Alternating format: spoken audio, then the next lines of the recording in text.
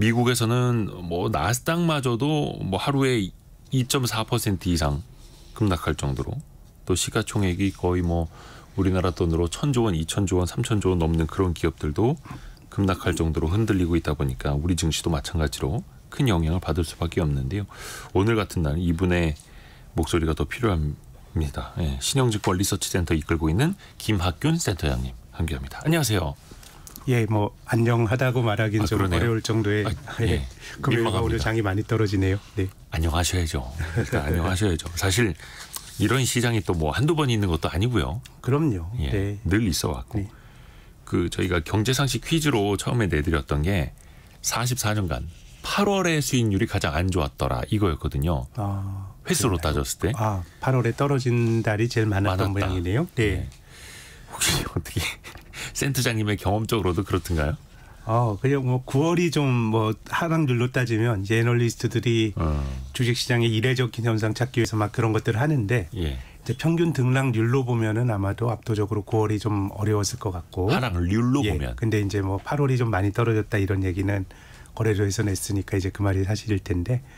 근데 그 예전에 마크 트웨인이라고 하는 그 허클베리 핀의 모험을 쓴 소설가가 이런 말을 했다는 주장도 있고 또 그런 말 안 했는데 사람들이 만들어냈다는 얘기도 있는데 그래도 마크 트웨인이 했던 말이라고 많이 거론되는 것 중에 하나가 이 주식 투자하기에 가장 위험한 시기는 11월, 2월, 5월, 4월 하면서 1년 12달 다 얘기하거든요. 네.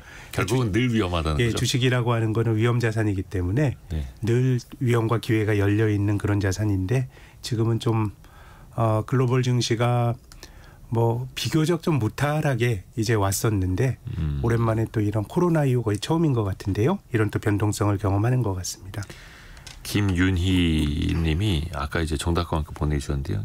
주식하는 친구들 다 울고 있네요. 신승호 님 주식도 녹고 코인도 녹고 더위에 제 몸도 녹아가네요. 아이고 웃을 수 없는데 이거 일단은 지난주 후반에도 많이 빠졌습니다. 우리 증시도 그렇고 또 나스닥 같은 경우에도 연속적으로 지금 2%대 급락이 연일 이어지고 있거든요. 그 근본적인 이유부터 좀 짚어주세요. 일단 지난주 정도부터 본격적으로 대두가 되는 거는 이 미국 경제가 괜찮았거든요. 작년에 성장률이 2.5%, 올해 2분기 성장률도 한 2.8% 했어요. 근데 미국 경기가 좀 둔화되지 않을까라고 하는 우려가 대두가 됐고 이제 뭐 그것을 좀 뒷받침해 주는 것이 이제 지난주 금요일 날 나왔던 미국의 제조업 경기를 보여주는 제조업 지수가 생각보다 나빴고 또 이제 청취자 여러분들도 많이 들으시는 미국의 고용 지표가 이제 7월 고용 지표가 나왔는데 실업률이 4.3%로 전월 대비해서 0.2% 포인트 높아졌고 신규 일자리가 한 19만 개 늘어나지 않을까 봤는데 한 11만 개밖에 안 늘어나서 야 이제는 경기 침체가 오는구나라고 하는 우려가 주가에 좀 반영이 된다는 게 일반적인 해석인데 근데 실은 미국 시장이 흔들리기 시작했을 때는 사실 뭐 엔비디아라든가 아니면은 뭐 이런 그 빅테크 기업들 중 주식들이 먼저 흔들렸거든요. 지난주에 뭐 그야말로 뭐 널뛰기를 했죠. 10% 넘게 떨어지기도 하고 뭐 하루에 7, 8% 오르기도 하고. 근데 이런 주식들은 실은 뭐 제조업 경기 이런 거랑 상관없는 주식들입니다. 엔비디아가 무슨 순환적인 경기 사이클을 따르는 주식입니까? 전혀 이제 다른 건데 그래서 제 생각에는 가장 본질적으로는 많이 올랐던 빅테크 기업들이 조정을 좀 그것이 이게 일시적인 조정인지 아니면 이러다가 또 다시 올라갈지 이걸 알기는 어렵지만 지금까지 보면 이제 좀 데미지가 좀 크게 있고 있는 그런 상황이거든요. 지금 미국에서 시가총액이 3조 달러가 넘는 주식이 금년 상반기에 3개가 나왔죠. 엔비디아, 마이크로소프트, 애플. 근데 마이크로소프트와 엔비디아 같은 경우는 좀 AI가 괜찮긴 한데 궁극적으로 이걸로 돈을 뭐 얼마나 벌 수 있겠어. 사실 그런 논란은 계속 있었어요. 근데 이제 거기에 대해서 투자자들이 지난주에 좀 부정적으로 반응했던 것 같고 뭐 애플도 사실 AI에 참전하긴 했습니다마는 이 워렌 버핏이 또 애플 주식을 많이 들고 있었는데 이 팔았다라는 얘기들이 하면서 본질적으로 많이 오른 주식들 속에서 균열이 나타나고 있는 게 제 생각에는 경기보다는 더 본질적인 이유가 아닌가라고 생각합니다. 그동안 또 뭐 워낙에 뜨거웠기 때문에. 네. 한 뭐 10배씩 오른 거죠. 한 10년 보면 10배 이상으로 오른 종목들인데 뭐 이런 종목들에서 이제 뭔가 좀 균열이 지금 나타나고 있는 것 같습니다. 이제 산이 높으면 또 골이 깊을 수 있는 거고요. 네. 많은 분들이 아니 그래도 이 정도나 빠질 수 있나라고 생각을 하실 텐데 네. 그만큼 경기에 대한 낙관론도 많았고 또 빅테크 주식들도 많이 올랐었고 네. 어떻게 보면 이제 차익 실현 기회가 또 될 수도 있어요. 그럼요. 저는 아직까지 경기는 예. 좀 뭐 정말 나빠질 건지에 대해 좀 두고 봐야 될 것 같아요. 이제 경기가 나빠지더라도 네. 실은 지금 상황에서 미국 경기가 적당히 둔화가 되는 게 아주 나쁜 건 아닙니다. 어쨌든 이제 거의 막바지로 가고 있는 인플레이션 압력도 확 낮춰버리고 그럼으로써 연준의 운신의 폭을 넓히고 한다 그러면 지금 미국 경제가 계속 뜨겁게 가는 거는 저는 오히려 더 장기적으로 보면은 좀 안 좋은 면이 더 크다라고 보고요. 근데 이제 중요한 거는 많이 오른 주가는 참 어떻게 평가할 거냐가 참 어떻게 보면 저는 그 성장 주식의 경우는 본질적으로는 대중들의 믿음에 따라 주가가 많이 좌우가 되는 것 같습니다. 예, 뭐 엔비디아 참 좋은 주식이죠. 좋은 주식이지만 뭐 지금 올해와 내년 실적 기준으로 보면은 주가가 굉장히 또 밸류에이션이 비싼 것도 사실이고요. 그렇지만 더 길게 보면은 이 높은 주가가 정당화될 수 있다라는 믿음이 엔비디아를 비롯한 뭐 마이크로소프트나 이런 류의 주식을 지탱하는 동력이거든요. 그런데 사실 2, 3년 후의 미래에 대해서는 이게 뭐 실제로 예상했던 경로로 간다고 하더라도 지금 사람들이 그거를 검증할 수가 없지 않습니까? 네. 3년 후의 미래를 어떻게 지금 알겠어요. 그렇기 때문에 이런 주식들은 변동성이 되게 크고 또 본질적으로 먼 미래는 지금 검증이 불가능하기 때문에 집단 심리나 이런 거 주가의 움직임 자체가 뭔가 또 가속화를 부르는 이런 모습들이 나타나는데 저는 지금 많이 떨어지는 주식들 중에서 이익의 가측성이 높은 주식들 그런 건 좀 버텨야 된다고 생각합니다. 아니면 더 사도 좋다고 생각합니다. 사서 기다릴 수 있는 돈이라 그러면 지금과 같은 시장에서는 바닥을 찍으려 그러면은 안 됩니다. 우리가 금요일 날 이렇게 떨어지고 오늘 이렇게 떨어질지 알 수 없어요. 네. 우리가 내일도 알 수 없어요. 그래서 지금 시세에 대해서는 우리가 본질적으로 알 수 없다고 생각을 하고 나는 알 수는 없지만 내가 뭐 한 2, 3년 정도 안 쓸 돈이라 그러면 충격이 있는 주식들을 사면 굉장히 높은 확률로 전 이길 확률이 높다고 보는데 이 빅테크 기업들의 경우는 실은 그런 걸 알기가 되게 힘든 것 같아요. 왜냐하면 많이 떨어져도 밸류에이션이 비싸거든요. 그러니까 그 이익의 가시성이 높은 종목은 나름 뭐 주식이라고 하는 게 바닥은 모르죠. 바닥은 모르더라도 소위 말하는 오버킬이 나타나서 밸류보다 많이 떨어졌더라도 기다리면 돌아올 수가 있는데 먼 꿈이 투영이 된 종목들은 실은 사람들의 믿음이 중요한 것 같아요. 그래서 이런 주식들은 떨어질 때 사면 안 되는 것 같아요. 그러니까 사람들이 이거는 AI는 될 거라고 믿을 때는 이 집단적으로 그런 쏠림이 있을 때는 밸류에이션이 높아져도 계속 높아집니다. 근데 이게 주가가 떨어지게 되면 고점 대비해서 굉장히 싸 보이잖아요. 싸 보이지만 이런 주식의 본질은 싸다고 하더라도 우리가 흔히 말하는 가치주보단 밸류에이션이 비싸거든요. 그래도 높기 때문에. 테슬라가 대표적인 예잖아요. 고점 대비해서 반토막이 났을 때 밸류에이션이 싸 보이지만은 이제 이런 주식들은 성장에 대한 기대가 주가를 움직이는 거지 본질적으로 밸류에이션은 아니기 때문에 저는 비싼 주식들은 조금 조심해야 된다는 생각이 들고 지금 주가 조정 받는 거는 뭐 그냥 주식이니까 다 떨어지고 조금 넓히면은 자산이니까 다 조정을 받습니다. 뭐 비트코인도 한 18% 또 이더리움도 한 13% 정도 조정을 받으니까 이럴 때는 절대적으로 오늘이 바닥일 수도 있어요. 그렇지만 내가 그걸 전제로 하고 예단하고 들어가고 하는 거는 제 생각에는 맞지 않는 것 같고 내가 틀렸더라도 버틸 수 있는 돈으로 이익의 가측성이 높은 종목들은 한편으로는 이런 때가 저는 기회라고 보는데 지금은 조금 시장을 주도했던 비싼 주식들이 조정을 받고 있기 때문에 그런 주식들은 또 그렇게 해석하기는 좀 힘든 거 아닌가 싶습니다. 그렇죠. 또 이른바 서학겜이라고 하는 미국 주식 투자자분들이 또 빅테크 기업들 굉장히 많이 또 들고 있기 때문에 또 아픈 부분이 있기도 하고요. 그 경기 침체에 대한 이야기가 지금 또 이 국면에서 나오더라고요. 네. 그리고 또 이맘때 되면 이제 신문 기자들이 다시 꺼내드는 유명한 제목 중에 하나. 네. 아래 공포, 네. 리세션, 경기 예. 침체 오느냐. 이거 네. 이제 또 다시 막 헤드라인으로 쓰기 시작을 했더라고요. 물론 이제 뜨거웠던 미국 경제가 식어가고 있는 데이터들이 나오기는 하는데 네. 그게 이제 예상보다 더 빠르게 안 좋아지나 이걸 이제 겁먹는 거잖아요. 네. 센터장님은 혹시 어떻게 보세요? 저는 미국 경제가 이례적으로 좋았거든요. 작년과 지금까지도 좋습니다.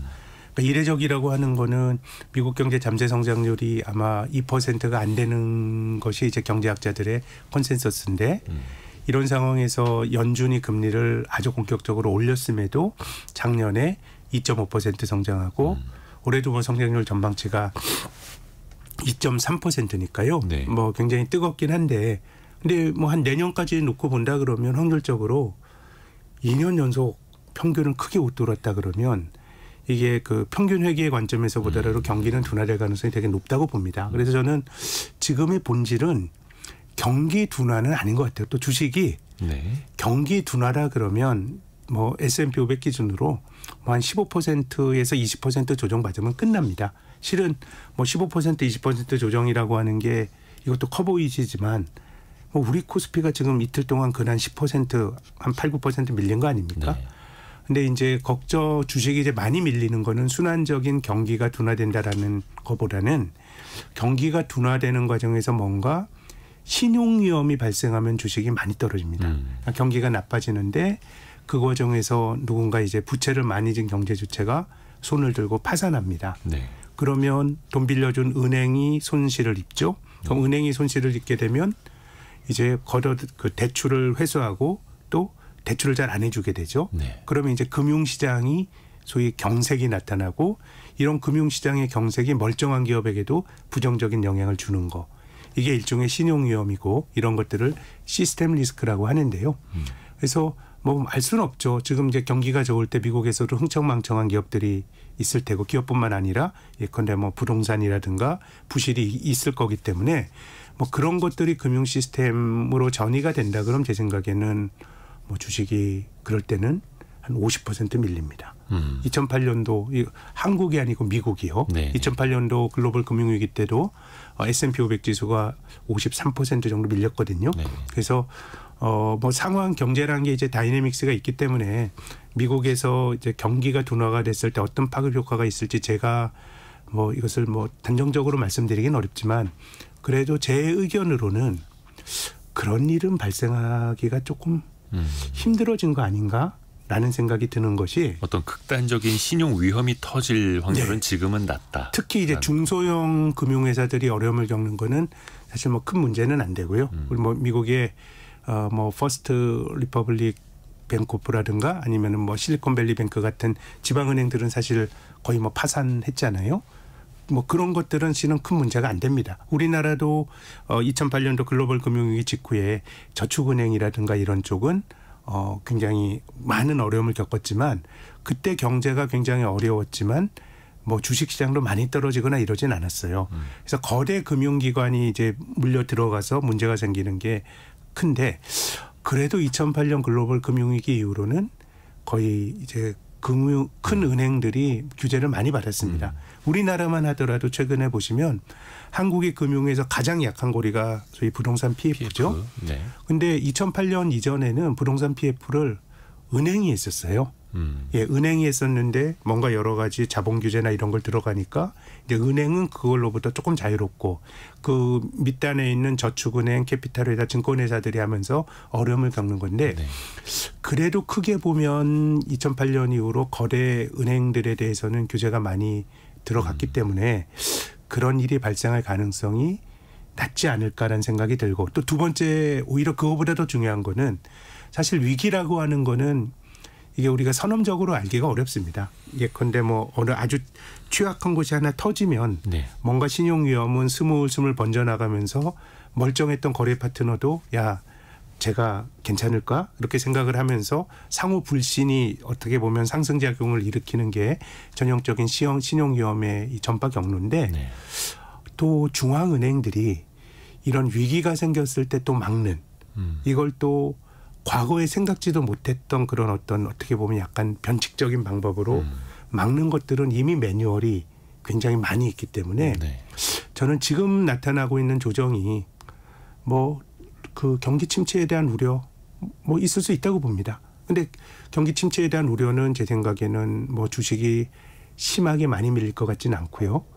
신용 위험으로 갈 가능성은 조금 낮은 거 아닌가라는 생각이 들고 단지 많이 오른 주식은 이것저것 다 떠나서 가격이 자기의 어떤 밸류를 지탱하지 못하는 모습들은 나올 수가 있기 때문에 그래서 뭐 한국은 뭐 오늘 이렇게 뭐 공포감이 참 느껴지실 것 같습니다. 이렇게 100포인트 빠지면은 주식 들고 있는 분 입장에서 참 초연하면 이거 뭐 그렇죠. 어유.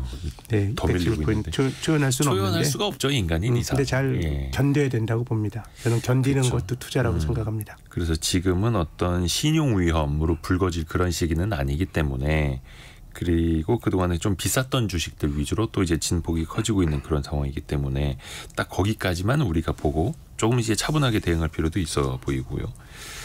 그러니까 경기 침체까지도 뭐 당장 이제 걱정할 거는 이제 아니라고. 그리고 또 침체는 순환적으로 나타나는 거니까 네. 침체가 나타나면 좀 미국 주식 더 빠질 거라고 보는데 이제 한국은 지금 뭐 고점 대비해서 근한 뭐 이렇게 한 8, 9%가 이제 밀렸다 그러면 네. 여기가 바닥은 아닐지라도 단순한 순환적 경기 사이클이라 그러면 뭐 설사 더 밀리더라도 8 그런 정도의 그 깊이는 아닐 것 같다라는 거죠. 그래서 미국은 경기 침체가 뭐 2년 좋았기 때문에 내년 정도의 높은 확률로 나올 수도 있다고 보는데 근데 그렇다고 해도 주식이 경기 침체 때문에 무너지거나 그러진 않는다는 경험칙을 말씀드렸습니다. 그리고 최근에 이제 경제신문 보시는 분들은 네. 샴의 법칙이라는 기사 몇 번 보셨을 것 같아요. 네. 최근에 이게 많이 나오더라고요. 예. 이 샴의 법칙이 나타나면은 경기 침체가 온다. 예. 요거잖아요. 예. 요거 좀 설명 좀 해주십시오. 이 샴이라고 하는 분이 이제 박사입니다. 클라우디아 샴이라고 하는 여성 박사신데요. 네. 예. 거시경제 전문가고 또 미국의 중앙은행인 연방준비제도에서 오래 이제 근무하다가 이제 나오신 분인데 이제 이분이 이런 주장을 하셨어요. 최근 3개월 실업률의 이동평균값이 그럼 이제 3개월 실업률의 이동평균값이라고 우리가 7월 미국의 실업률을 봤으니까 네. 5, 6, 7월의 실업률의 3개월 평균치가 직전 12개월 작년 8월부터 금년 7월까지 실업률의 최저치보다 0.5%포인트 높으면 상당히 높은 확률로 경기 침체가 발생했다라는 게 이 샴 박사의 주장이고요. 예를 들어서 1년 전 이 기간에는 한 3.5였는데 네. 지금은 평균이 한 4.0을 넘는다면 네. 그 이후에는 높네요. 네. 침체가 올 것이다. 네. 이런 법칙이요. 예. 근데 이 샴 박사마저도 네. 이걸 법칙으로 받아들이면 안 된다라는 주장을 뭐 하기도 하고요. 네. 실은 이게 제 생각에 이런 일이 발생하면 상당히 확률이 높은 게 맞습니다. 그러니까 확률적으로 봤을 때. 예. 뭐 미국의 경기 침체 11번 중에서 이게 한 10번이 이런 현상이 발생한 다음에 발생했다는 건데 제가 근데 계산해 보진 않았지만 네. 이 신호는 훨씬 더 많았을 것 같아요.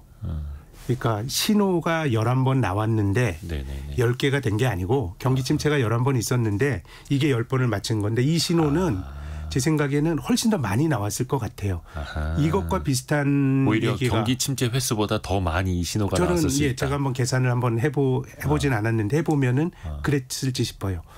근데 이게 이것과 이제 비슷한 게 장단기 금리가 역전이 되면 이 그 샴 박사가 말한 샴의 법칙보다 거의 비슷한 확률로 경기 침체가 왔다고 그랬죠. 장단기 금리 차가 역전됐을 때. 근데 장단기 금리가 역전된 게 지금 한 3, 4년 됐잖아요. 오래됐죠. 근데 그런 일이 발생하지 않았죠. 그 인디언 기후제처럼 언젠가는 그런 거라기보다는 이것 자체가 아주 나쁜 건 아닌데 근데 이제는 샴의 법칙이 지금 현상을 어쨌든 현상을 잘 설명할 수 있는 포인트가 있는 건 뭐냐면 실업률은 대표적인 후행 지표입니다. 왜냐하면 사람을 그 고용이라고 하는 건 기업이 하는 거잖아요. 미국처럼 노동시장의 유연성이 굉장히 높은 나라도 사람을 뽑고 자르는 거는 기계장치 들어오는 것보다는 되게 힘든 일이거든요. 그렇죠. 그러다 보니까 경기가 굉장히 좋아진 다음에 고용을 늘리고요. 이제 기업 입장에서는 이제 충분히 좋아졌으니까 사람을 늘려도 된다라고 생각할 때 늘리고 경기가 나쁠 때도 경기 침체가 상당히 많이 진행이 되어야 어떻게 보면 고용에 손을 대거든요. 그런 점에서 보면 이 샤메 법칙처럼 그 실업 고용 지표가 후행 지표라는 걸 생각하면 여기서 신호가 나오게 되면 이미 상당히 많이 어떤 현상들이 진행이 되었을 가능성이 높기 때문에 이건 제 생각에는 뭔가 좀 설명력이 높은 지표일 가능성이 높다는 생각이 들고 다만 지금 상황으로 비춰본다 그럼 제 생각에는 이제 실업률 자체가 역사적 최저치에서 움직이는 정도이고 살짝 고개를 든 정도고 미국이 고용이라든가 성장이 나빠진다라고 하는 증거가 지금은 제조업 경기는 원래 뭐 달러가 강하고 그러다 보니까 진작에 나빴었고 부동산은 나쁘고 또 나빴었죠. 쌍용 부동산은. 근데 성장이나 뭐 소비 같은 것들은 비교적 괜찮았기 때문에 제 생각에는 뭐 침체가 올 수도 있다고 보는데 앞서 계속 말씀드립니다마는 주식 투자자에게 중요한 그 경기 침체라고 하는 거는 마일드한 어떤 순환적인 경기 침체야 좋은 주식 가지고 버티면 되고 한편 주식을 사면 되는데 시장이 추가적으로 야 많이 밀린 것 같아 더 밀리고 하는 거는 시스템적인 크레딧 쪽에서 리스크가 발생해야 밀리는 거기 때문에 저는 지금은 은행주 주가를 미국 은행주 주가를 우리가 좀 잘 모니터링해야 된다고 봅니다. 엔비디아나 이 마이크로소프트나 이건 그냥 자기 동력으로 네. 남들 못 움직일 때 자기들만 올라간 거잖아요. 네. 그건 이제 그 주식을 바라보는 투자자들의 집단적인 심리라든가 여기에 따라서 움직이는 영역이 있는 것 같고요.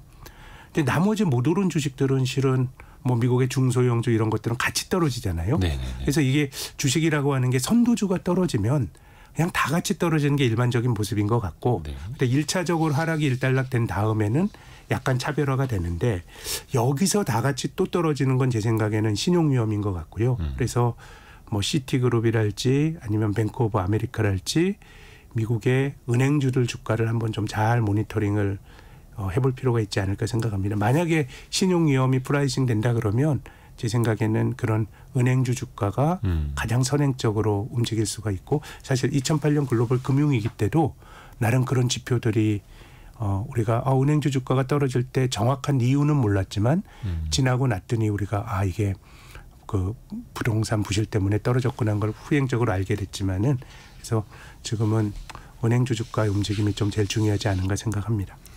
그러니까 이게 신용 위험으로 번지느냐 아니냐 약간 네. 탄광 속의 카나리아처럼 네. 미국 은행주의 주가를 봐야 된다. 근데 그것도 앞전에 말씀하신 것처럼 어떤 지역은행, 소형은행 한두 개가 아니라 네. 대형은행 중심으로 봤을 그렇습니다. 때야. 그게 또 임팩트가 있는 부분이니까요. 그리고 엔화 얘기를 좀 해볼까요? 네. 최근에 엔화가 또 가파르게 강세더라고요. 지난주에 그 일본 중앙은행의 기준금리 인상 네. 결정도 있었고요. 미국 기술주의 하락 배경 중에 하나로 엔화 강세를 보는 시각도 있더라고요. 그러니까 엔캐리 트레이드 자금이 미국에서 다시 일본으로 복귀한다 이거지 않습니까? 네. 센터장님은 그게 어떻게 근거 있다고 보시나요? 엔캐리 트레이드는 개념적으로는 충분한 근거가 있고요. 네. 근데 이것이 뭐 숫자로 추적하기가 되게 어렵습니다. 그래서 블룸버그라든가 이렇게 경제 데이터를 만들어 파는 업자들은 뭐 엔캐리 트레이드 지수 뭐 이런 것도 만드는데 실질적으로 이것이 아주 싼 자금으로 미국, 일본이란 나라가 이자율이 싸잖아요. 네. 이자율이 싼 데서 돈을 빌려서 해외에 투자하는 건데 실은 해외 차입을 할 때는 이자율도 중요하지만 환율도 중요하지 않습니까? 네. 그래서 엔캐리 트레이드가 잘 되는 거는 뭐 일본 금리는 계속 낮았던 거고 엔화가 계속 약해질 거다라고 하는 기대치가 있다 그러면 실은 거기서 돈 빌려서 투자하는 게 뭐 나름 합리적인 투자가 될 수 있는 건데 그래서 이게 개념적으로 엔캐리 트레이드는 일본 사람들도 그랬고 뭐 어떻게 보면 캐리 이거 차입하는 건 아닙니다만은 뭐 와다나베 부인 이런 사람들이 투자했던 거는 환이라든가 채권에 많이 가는 것 같고 네. 그런 식의 자금이 주식으로 많이 왔겠는가 생각을 해보면 아닐 것 같긴 한데 그래도 역사적으로 보면 엔화가 갑자기 강해질 때는 자산 시장이 되게 휘청휘청거리는 경우들이 되게 많았거든요. 지금 엔달러 환율이 161엔, 162엔에 근접했던 161엔, 80엔 80점까지 갔던 게 7월 초입니다. 예, 그러니까 엔저가 7월 초까지 진행이 되다가 불과 한 달 새 지금 145엔까지 그렇죠. 떨어졌으니까 뭔가 여기서 자금의 어떤 좀 뒤틀림이나 환류가 나타났을 개연성은 저는 거의 뭐 내가 제로 금리라고 차입했는데 거의 10%가 환해서 깨진다 그러면 기존에 가졌던 포지션이 뭐 청산이 될 가능성은 있어서 이게 어느 정도인지 모르겠지만 뭐 정도의 차이는 있겠지만은 어쨌든 부정적인 영향을 줬을 가능성은 있다고 봐야 되겠죠. 일종의 이제 일본 중앙은행이 금리를 올린 게 방아쇠를 당긴 거죠. 네. 그렇게 되면서 환율도 크게 움직이고 환차 손만 벌써 10%를 보게 된다면 네. 기존에 투자해 놨던 포지션도 청산할 수밖에 없는 네. 그런 상황이고. 그래서 뭐가 하나가 자산 가격이 급격하게 움직이면 예. 이게 그 자체가 교란 요인이거든요. 연쇄 반응이 일어나죠. 연쇄 반응이죠. 그래서 저는 사실 미국의 빅테크 기업들은 좀 이게 뭐 특별한 어떤 그 방아쇠 계기가 없더라도 네. 많이 올랐다는 것만으로도 조정을 받을 수도 있다라는 걱정을 늘 하고 있었는데, 근데 이제 한국 시장에 이렇게 밀리는 건 조금 의외입니다. 근데 미국이 떨어지면 한국이 그래도 나름 하방 경직성을 갖지 않을까 생각을 했는데 또 오르지도 못했었고요. 네, 더 밀리고 있거든요. 네. 근데 이제 이런 현상은 가장 잘 움직였던 선도주가 일단 어느 정도 좀 그 안정을 떨어지는 게 멈춰지게 되면 이제 차별화가 벌어지는데 지금은 한 자산 가격의 균열이 다른 데로 연쇄적으로 막 영향을 주고 있는 그런 상황인 것 같습니다. 아이고, 그러게요. 또 우리나라 투자자들도 엔화값이 싸다고 해서 엔화 투자하신 분들 많이 계시거든요. 근데 그분들 입장에서 보면은 지금 원엔 환율이 100엔당 935원대까지 최근에 많이 또 올라왔습니다. 네. 그분들 입장에서 보면 좀 수익은 난 거네요. 환차 이익은. 그렇죠. 예, 뭐 엔화에 150엔 이상에서부터 엔화 강세에 뭐 배팅하자 이래서 금융회사들에서도 막 그렇게 조언을 많이 하고 있던 것 같은데요. 근데 이제 그 엔화를 엔화 강세 배팅하려면 사실 뭔가 좀 들고 있어야 되거든요. 엔화 일본 표시로. 자산. 예. 그래서 일단은 뭐 대표적으로는 그냥 국채 환에 배팅한다 그러면 가격 변동이 적은 국채 들고 있는 게 맞는데, 근데 뭐 일본 리츠를 통해서 뭔가 그 엔화 자산 엔화 강세에 배팅을 하자 이런 움직임들도 꽤 있었는데 리츠는 변동성이 낮다고 봐서. 근데 지금 일본 시장이 지난 이틀 동안 또 뭐 한국보다 더 밀리고 있잖아요. 네. 5%씩 밀리고 있으니까 참 힘든 것 같아요. 예. 네, 그러게요. 근데 엔화를 통해서 일본 자산을 사놨는데 엔화의 가치는 올라갔는데 일본 자산 가치는 또 최근에 급격히 떨어지고 있고 네. 오늘도 아까 보니까 일본 증시가 거의 낙폭이 6%까지 커졌네요. 야, 장난 아닙니다. 이게 좀. 이 이야기를 계속해서 이어나가야 되는데요. 저희가 중간에 잠깐 뉴스를 하나 듣고 정보센터 가서 뉴스 듣고 김학균 센터장님과 증시 이야기 더 이어가 보겠습니다. 일본 증시는 지난주 금요일하고 오늘하고 이틀 동안에만 거의 한 10% 이상 12% 가까이 떨어지고 있습니다. 미국뿐만 아니라 뭐 아시아 시장 전반적으로 다 충격을 받고 있는데요. 7월에 이제 얼마 전에 미국의 통화정책 회의가 있었죠. 네. 한 달도 아직 안 됐었는데 물론 이제 9월에 기준금리를 내릴 수 있다라는 강력한 신호를 주기는 줬습니다만 경제 지표가 또 몇 가지 실업 지표를 비롯해서 안 좋게 나타나다 보니까 시장에서는 그런 얘기가 나옵니다. 거봐라, 7월에 내렸어야 됐다. 아, 그거는 너무 실기론인데 실기. 그 주식 사고 파는 사람들 예. 생각인 것 같아요. 예, 지금 중앙은행이 자산 시장이란 거 하는 거는 늘 오르고 떨어지기 마련이고 또 미국 경제가 2000년대 들어와서 두 번 휘청거렸거든요. 네. 첫 번째는 1999년 2000년도에 IT 주식의 버블이 너무 커지면서 그때 IT 섹터가 그 털썩 과잉 투자 주저앉으면서 뭐 2000년대 초에 뭐 더블딥 이중 경기가 이중 침체 갈 정도로 어려움을 겪었고, 그 다음에 미국 경제가 어려움을 겪었던 게 2008년도 부동산 시장의 붕괴 때문이거든요. 네. 그래서 뭐 저는 이제 자산 가격이라고 하는 것에 대해서 중앙은행이 뭐 너무 무관할 수는 없겠지만 이게 이 또 그 지나치게 부풀러 오른 것들은 또 떨어질 때 많이 조정을 받아요. 네. 지금 뭐 일본 시장 말씀하셨지만 일본 니케이가 지난 10년 동안에 미국 다음으로 좋았던 시장이거든요. 그래서 많이 오른 자산은 또 떨어지는 게 어떻게 보면 약간의 이 어떻게 보면 그 금융시장의 섭리 같은 거거든요. 그런 거라 그러면 이게 자산 시장의 움직임만을 보고 이 금리를 뭐 낮춰야 되겠다. 요거는 좀 아닌 것 같고 제 생각에는 이제 9월에는 낮출 뭐 이런 환경대 조성이 됐으니 이제 9월에는 낮출 확률이 굉장히 이제 높아지는 것 같고 그렇죠. 또 이제 금융시장의 기대치를 보면 또 은근히 0.25% 포인트가 아니고 0.50% 포인트 얘기들 또 조금 나오는 것 같아요. 빅컷이라고 하죠. 0.25% 포인트만 내려서는 안 된다. 네, 이게 한 방에 더 내려라. 예, 나온다는 얘기보다는 이제 제가 시장의 오기 기대. 전에 예, 네. 이 9월 FOMC의 그 연준의 결정에 내재가 된 연방기금리 선물 이런 걸 보면 지금 이제 0.25% 포인트가 아니고 지금 선물로 보면 한 0.40 낮춘다라는 거예요. 그럼 이제 0.25 낮출 거라는 사람도 있는데 0.5 낮출 거라는 사람들이 조금 더 우세하니까 그렇게 되는 것 같은데 그래서 이건 뭐 좀 예단하기는 좀 힘들지만 제 생각에는 0.50 낮추는 거는 경제 펀더멘탈을 생각하면은 조금 과한 것 같은데 근데 어쨌든 뭐 지금 미국의 고용이 7월 달에 조금 삐끗했기 때문에 이제 9월 달에 금리 인하는 거의 뭐 기정사실이 되고 있는 것 같습니다. 9월에 미국의 기준금리 인하는 기정사실이고 근데 0.5%포인트 빅컷으로 한 방에 더 많이 내려야 할 필요성 자체는 지금 경제지표 봤을 때는 그게 급하다고 네. 보시지는 않는데 그렇습니다. 이미 네. 또 시장은 또 그런 기대를 또 하고 네. 있고요.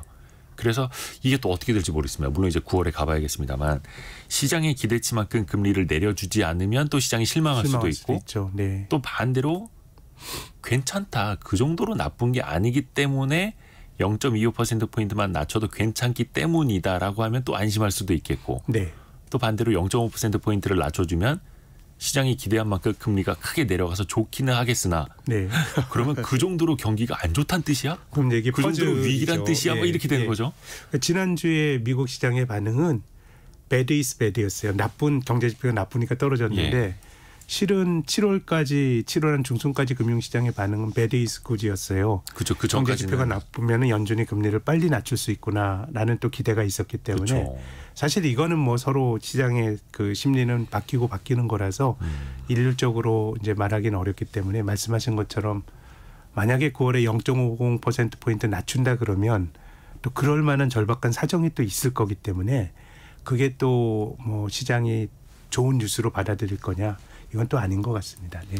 그렇죠. 그래서 정말 그렇게 원하고 바라던 기준금리 인하 시기가 다가오고 있는데 막상 금리 인하 시기가 다가오니 또 시장은 또 엄청나게 겁을 먹고 있는 거죠. 그렇습니다. 네. 그래서 금리를 내리는 그냥 얼마를 내린다가 아니라 그 내리는 그 상황과 배경 또 그에 대한 설명도 또 꼼꼼히 우리가 봐야 할 테고요. 어렵습니다. 그래서 예. 왜 그 금리만 내리면 모든 것이 다 좋을 거라고 생각을 해왔잖아요. 그게 네. 너무나 만연해 있었던 것 같아요. 그동안에는. 그렇죠. 예. 우리나라 같은 경우에도 지금 한국은행은 지금 시장에서 이제 전망하기로는 9월에 미국의 금리 인하 이후에 우리는 한 10월에 금리 인하가 가능할 것이다. 이렇게도 보고 있잖아요. 네. 그거는 어떻게 센터장님도 동의하시나요? 한국은 지금 내수를 생각하면은 네. 뭐 좀 낮춰야 되지 않을까. 지금 올해 전체적으로 순환적인 경기 사이클은 한국은 회복입니다. 예, 작년에 우리 성장률이 1.4%였는데 올해는 한 2.5, 2.6. 7월까지는 수출은 괜찮았는데 근데 우리나라가 이제 경제 지표를 보면 이 평균이라는 게 좀 의미가 없어지는 것 같아요. 이제 뭐 성장률이라든가 이런 일반적인 경제 지표는 내수와 수출을 다 아우르는 건데 수출은 상당히 좋고 내수는 꽤 안 좋은 거거든요. 그러니까 뭐 민간 소비 또 건설 투자 아니면 설비 투자 뭐 이런 것들이 사실 구조적으로 안 좋습니다. 민간 소비는 뭐 가계부채가 너무 많아가지고 은행에 원리금 갚느라고 쓸 돈이 별로 없고요. 건설 투자는 우리나라는 이미 좀 건설 투자가 많이 이루어진 나라니까 더 어디 또 투자하기가 힘든 조건이 돼버렸고 기업의 설비 투자는 이제 기업이 이 땅에서 공장을 지어야 그래도 고용도 늘고 하는데 지금 미국에 뭐 투자하기로 한 금액만 대기업들이 100조 원이고 해외 투자하다 보니까 매수가 구조적으로 안 좋기 때문에 순환적으로 경기 회복이 나타나더라도 금리를 낮춰야 될 것 같은데, 근데 이제 미국이나 한국이나 이제 좀 딜레마는 뭐냐면 어느 정도는 이제 금리를 뭐 금년도 9월, 10월 연내 낮추는 거는 기정사실이고, 이미 이제 그 영국과 유럽연합도 금리를 낮췄잖아요. 네. 근데 이제 중요한 거는 금리를 연속적으로 낮추기는 되게 부담스러운, 경기가 그렇게 나쁜 거냐, 혹은 인플레이션이 완전히 잡힌 거냐, 이런 이슈들이 좀 있을 것 같고요. 우리나라는 뭐 이제 또 가계부채라든가 부동산 시장 들썩이는 거 생각하지 않을 수가 없는 거거든요. 네. 그렇게 된다 그러면 제 생각에는 중앙은행의 통화정책과 관련해서는 올해 말 내년 정도가 금융시장이 굉장히 아주 관심 있게 보지 않을까 싶습니다. 과거에는 올해 말부터 내년이요? 네, 낮춘 다음에는 추세적으로 계속 낮췄는데 이번에도 이제 그런 사이클로 갈 수 있을 거냐라는 건데, 제 생각에는 추세적으로 계속 낮출 수 있는 건 미국의 경우는 경기가 심하게 나빠지면은 이제 그런 중앙은행이 그런 액션을 취하지 않을까 생각하는데, 네. 근데 지금 정도의 경기라 그럼 제 생각에는 연준이 금리를 공격적으로 많이 낮출 거다라고 말하기는 좀 힘든 거 아닌가. 그래서 저는 좀 보면 미국 경제가 지금 이제 최근의 반응처럼 뭐 리세션이 오고 심각한 경기 침체가 오는 그림보다는 경기가 둔화되더라도 저는 상당히 마일드한 경기 둔화가 아닐까라는 생각이고, 이제 그 근거는 지금 정부가 돈을 너무 많이 쓰고 있어서 이런 재정 지출을 쓰는데 경제가 심하게 사실 나빠지기는 좀 힘든 구조적 요인이 있다라고 보는 건데요.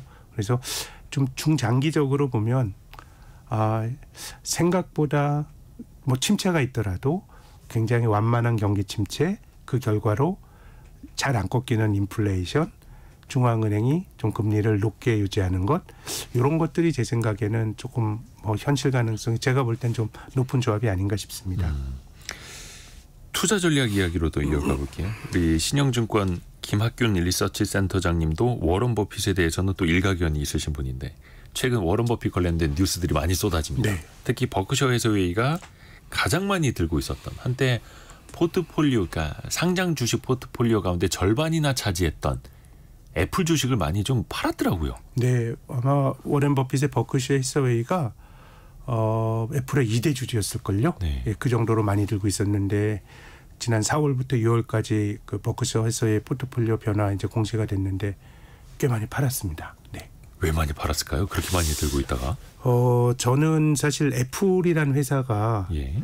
버핏이 살만한 회사는 사실은 일반적으로 보면 좀 아닌 거죠. 아주 싼 주식이고 네. 그런 건데, 그래도 버핏이 이제 애플을 살 수 있었던 거는 애플의 비즈니스가 아주 복잡한 비즈니스가 아니었어요. 아이폰은 어떻게 보면 성장이 이제 정체기에 든, 어떻게 보면 아주 그 계속해서 아이폰이 높은 그 속도로 그 팔리고, 네. 그 시장의 기대는 이 기대를 반영해서 어마어마하게 높은 밸류에이션으로 거래가 되는 주식이 아니었어요. 애플은 PER 뭐 20배 정도 전후해서 움직였던 거고, 또 워렌 버핏이 중시하는 주주 환원 열심히 하는 거, 이런 것들도 어떻게 보면 자사주 매입하고 이런 것도 애플이 샀을 것 같은데, 근데 최근에 보면 애플이 시가총액이 3조 달러로 넘어갔을 때는 살짝 성장의 컨셉이 좀 많이 붙었죠. AI가 뭐 들어가고 하면서 밸류에이션이 좀 높아진 측면도 있고, 또 애플이 단기 순이익보다 자사주 매입을 훨씬 더 많이 했었는데요. 근데 지금은 이제 이자율이 높아지면서 또 밸류에이션이 높아지는 상황에서는 워렌 버핏도 늘 강조하는데, 자사주 매입이 꼭 기업 가치에 개선되는 건 아니다라는 거예요. 네. 자사주 매입은 그렇죠. 회사가 자기 돈 가지고 주식을 사는 건데, 그 주식이 저평가되어 있을 때 자사주를 사야 의미가 있는 거지.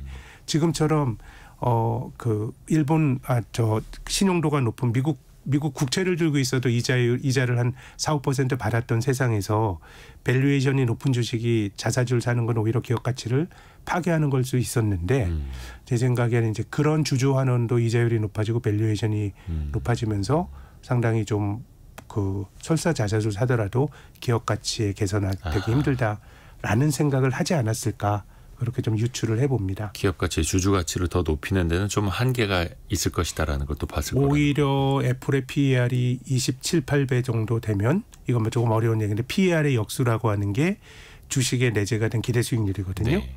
그러면 이제 주식에 내재가 된 기대 수익률이 3%인데 28분의 1 정도 하면요. 한 뭐 3. 몇 % 나오겠네요. 미국의 10년 만기 국채가 4%다. 그러면 그 돈 가지고 국채 사는 게 기업의 가치에 부응하는 거지. 자사주 사는 거는 실은 장기적인 기업 가치를 갉아먹는 거기 때문에 네. 뭐 사후적으로 해석을 해보면 뭐 그렇게 해서 팔지 않았을까라는 게 제 생각입니다. 이게 또 공교롭게도 미국의 경기 침체 우려가 부각되는 시점이다 보니까 예. 아, 정말 워런 버핏이 신이어서 그런가? 경기 침체까지 내다본 건가? 또 이런 전망들도 나오거든요. 물론 이제 당사자의 인터뷰가 좀 나오면 더 좋기는 할 텐데. 근데 뭐 버핏은 또 전통적으로 이런 매크로 지표 같은 것보다는 네. 개별 기업에 충실하자라고 하는 좀 전형적으로 가치 투자자가 가지고 있는 태도를 지향하는 사람이니까요. 오히려 이렇게 그 시장의 전반적인 패닉이 와서 주가가 덩달아서 떨어진다 그러면은 또 버핏 입장에선 또 그에게 또 주식을 그에게 또 맞는 장이 또 열리는 거죠. 주식이 그렇죠. 싸지니까요. 네. 또 하나가 뱅크 오브 아메리카 주식도 많이 갖고 있지 않았습니까? 우리 돈 5조 원어치 이상을 또 팔았다고 합니다. 네. 은행주는 왜 또 이렇게 비워냈을까요? 근데 은행주는 버핏이 원래부터 오래 가져가는. 그렇죠. 그래서 은행 카드 은행주 뭐 투자는 버핏이 가진 투자에 네. 인사이트가 드러났다기보다는 오히려 버핏의 버크셔 해서웨이 규모가 너무 커지다 보니까 웬만큼 자금 종목은 아이디어가 좋더라도 사더라도 수익률 개선에 도움이 안 되니까 은행은 그냥 깔고 가는 측면이 되게 강했던 것 같은데요. 네. 지금 뭐 은행주들이 장단기 금리가 역전이 되고 하면서 네. 장기적으로 네. 목 좀 축이십시오.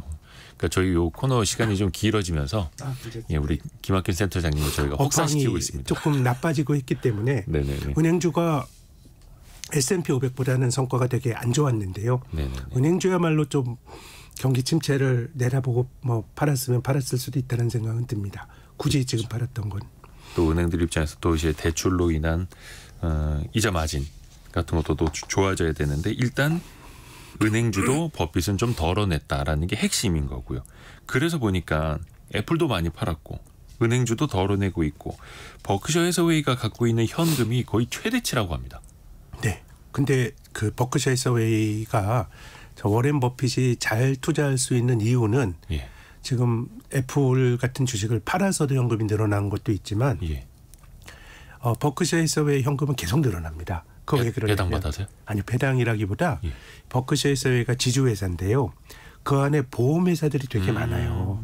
그래서 저는 우리도 뭐 우리가 버핏이 성공한 투자자가 될 수 있었던 가장 중요한 조건 중에 하나는 늘 주식을 살 돈이 있었다는 거죠. 돈이 계속 들어온다. 네, 그 사람들 입장에서는 종목 고르는 그 기술도 안목도 뛰어납니다만은 버핏이 사자마자 주가가 올라가지 않은 경우도 굉장히 많아요. 그런데 늘 돈이 있기 때문에 늘 주식을 살 수 있는 시드머니가 있었고 뭐 그런 사람 입장에서는 시장이 무너졌을 때 세상이 망하지만 않으면 뭐 주가가 약세로 간다 그러면 또 이제 버핏이 또 등장할 때거든요. 나는 뭐 미국 경제를 믿는다. 이 세상이 망하는 데 배팅하는 거는 그건 어느 경우에도 옳지 않다. 뭐 이런 얘기들을 늘 하는데 이 사람이 늘 현금을 갖고 있다라고 하는 거는 제 생각에는 우리가 배워야 될 점이고 저는 개인 투자가분들도 우리가 뭐 버핏처럼 보험료가 들어온 건 아니지만 현금을 조금 갖고 있다라고 하는 게 약세장을 버티는 데 큰 도움이 됩니다. 뭘 더 살 수 있고 아주 큰 돈이 아니더라도 근데 이제 100% 주식을 들고 있게 되면 이 빠질 땐 참 견디기가 어렵죠. 예, 조금이라도 현금을 가질 수 있는 거는 약세장에서 그 약세장을 바라보는 마음 그 어떤 그 관점이나 아니면 심리적인 상황이 현금 주식만 들고 있을 때와는 많이 다른 것 같습니다. 그렇죠. 그래서 지금은 또 워런 버핏은 또 조만간 그 많은 현금으로 무엇을 살 것인지 또 이렇게 서치를 하게 될 테고 또 그런 소식들도 제 생각엔 만약에 이번에 주식이 8월에 이런 식으로 미국 시장이 뭐 속도감 있게 더 빠진다 그러면 다음에 분기할 때는 다음 분기 그 포트폴리오 공개할 때는 야, 버핏이 이 종목 샀네 이런 네. 얘기들 나오지 않을까 싶습니다. 항상 거꾸로. 네. 또 그것도 우리가 배워가야 할 텐데요. 아이고 참고로 코스피 코스닥이 낙폭을 더 키웠습니다. 이거 어떡하지?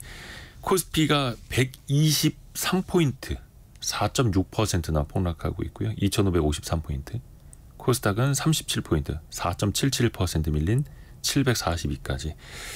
많이 힘든 날은 분명할 겁니다. 하지만 또 우리가 신영증권 리서치센터 김학균 센터장님께 들은 것처럼 또 미래를 대비하고 또 마음의 위안을 삼고 또 차분하게 대응할 수 있는 그런 하루가 또 됐으면 하는 바람입니다.